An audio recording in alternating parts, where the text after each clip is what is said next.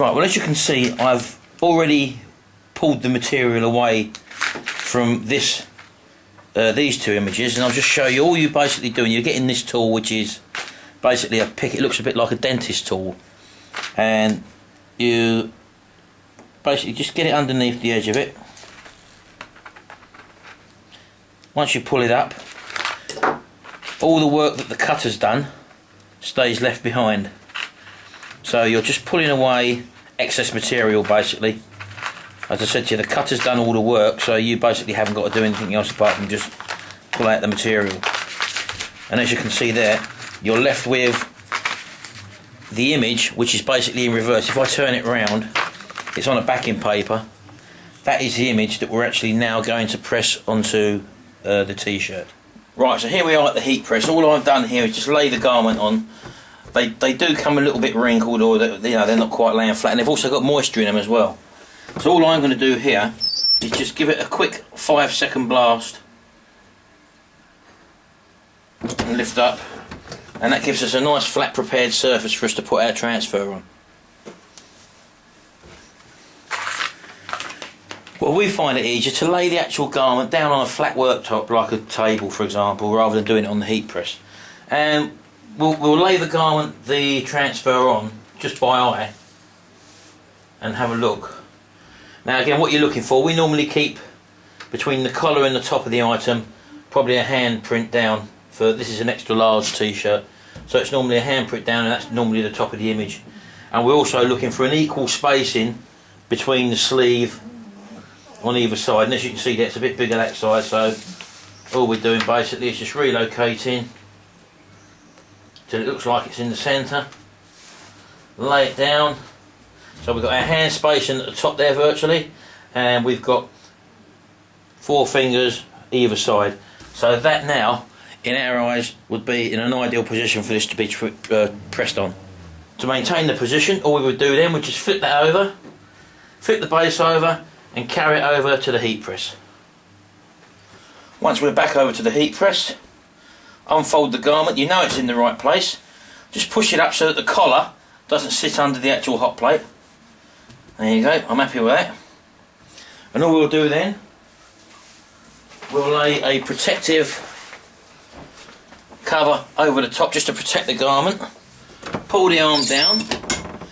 Now normally this stuff presses for 15 seconds. This is a cold peel product, but we're going to do this for an extra 5 seconds and take it up to 20 seconds. No reason why not, it's just that we want to just make sure that it is adhered. After it's gone through its 20-second cycle, up we come with the press. Take the cover off.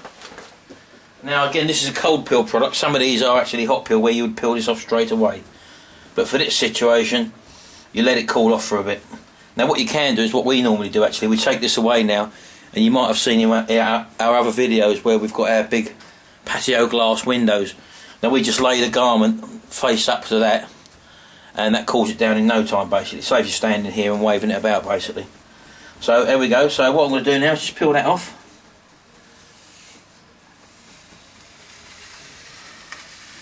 There we go.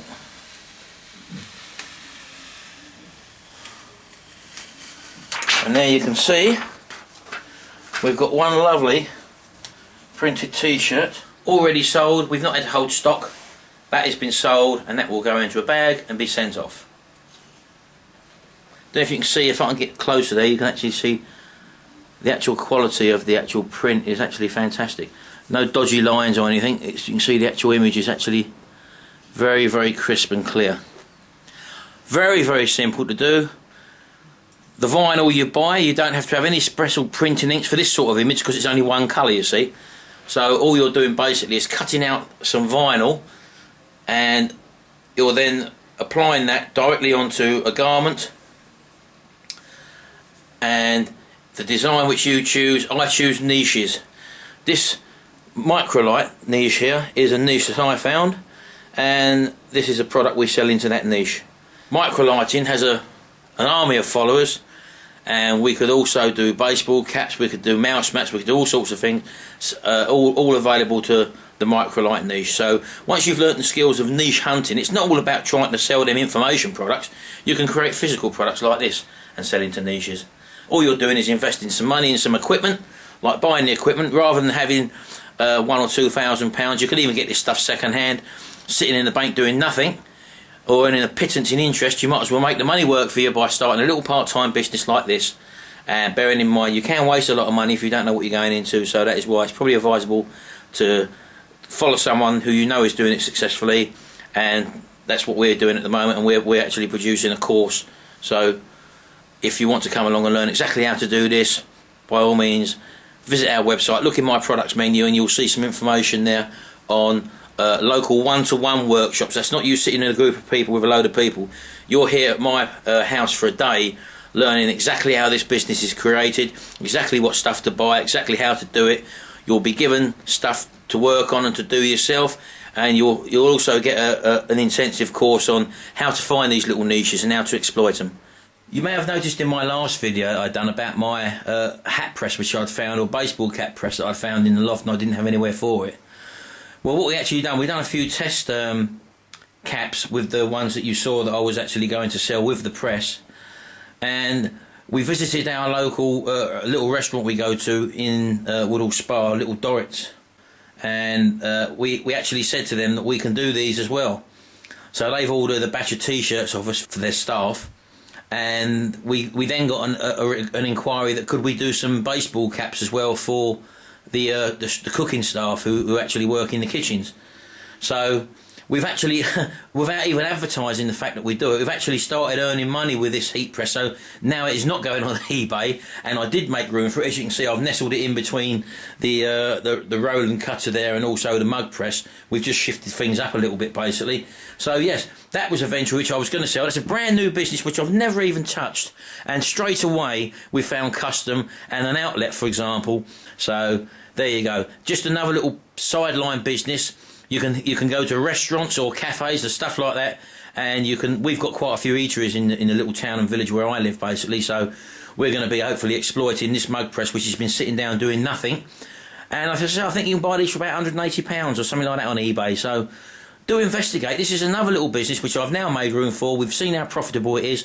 We're using exactly the same cutters to cut the actual graphics out. It's the same product which we're using to actually put the writing or the company's name on the actual hat itself, and we found a supplier which can supply them very, very cheaply. So again, if I can do it, you can do it. I've just bought the gear, and I've just applied the same techniques to our t-shirt printing business, to this new mug machine, and we're starting to generate an income already with that. There you go. Hope you enjoyed this little video, and see you again soon.